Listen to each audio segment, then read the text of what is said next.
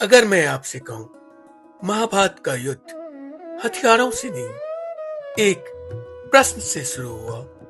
एक ऐसा प्रश्न जिसके सामने राजाओं, योद्धाओं, विद्वानों और धर्म के रक्षकों से भरा सभागार खामोश हो गया। द्रौपदी को घसीट कर राजसभा में लाया गया। उसे दांव पर लगा दिया गया था, किसी जमीन की तरह, सोने की तरह, पशुओं की तरह। चारों ओर बैठे थे योद्धा, शासक, गुरु और धर्म के रक्षक, जो हर समय धर्म की बात करते। लेकिन जैसे ही एक स्त्री का अपमान सार्वजनिक होता है, धर्म अचानक मौन हो जाता है। द्रौपदी चीखती नहीं, वह दया की भीख भी नहीं मांगती। वह सिर्फ एक प्रश्न पूछती है। वह पूछती है, पहले आपने स्वयं को हारा था या मुझे?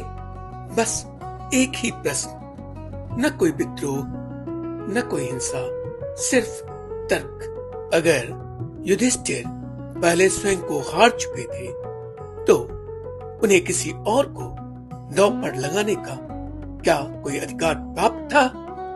और अगर उन्होंने पहले द्रौपदी को दांव पर लगाया, तो वो पहले से ही उसे अपनी संपत्ति मान चुके थे। दोनों परिस्थितियों में पूरा धर्म का तंत्र ही बेनकाब हो जाता है। अब ध्यान दीजिए, इसके बाद क्या होता है। भीष्म उत्तर नहीं देते, द्रोण उत्तर नहीं देते, शास्त्रों के ज्ञाता चुप हो जाते। सब चुप इसलिए नहीं कि उत्तर कठिन है, बल्कि इसलिए कि उत्तर देने का मतलब यह मान लेना होता कि जिस व्यवस्था की वे रक्षा कर रहे हैं, वह तो अन्याय पर टिकी है। यह अज्ञान नहीं, यह तो शिक्षित चुप्पी है। यह सत्ता का आत्मरक्षण है। द्रौपदी को अक्सर सहनशीलता के लिए पूजा जाता है, लेकिन उसकी असली शक्ति थी स्पष्टता और साहस, पितृसत्ता से सवाल करने की। उसने पूछा कि आपको यह अधिकार किसने दिया? और यही प्रश्न सब कुछ बदल देता है। साम्राज्य तब नहीं गिरते जब स्त्रियां चुपचाप पीड़ा सहती है। वे तब गिरते हैं जब स्त्रियां चुप रहने से इनकार कर देती है।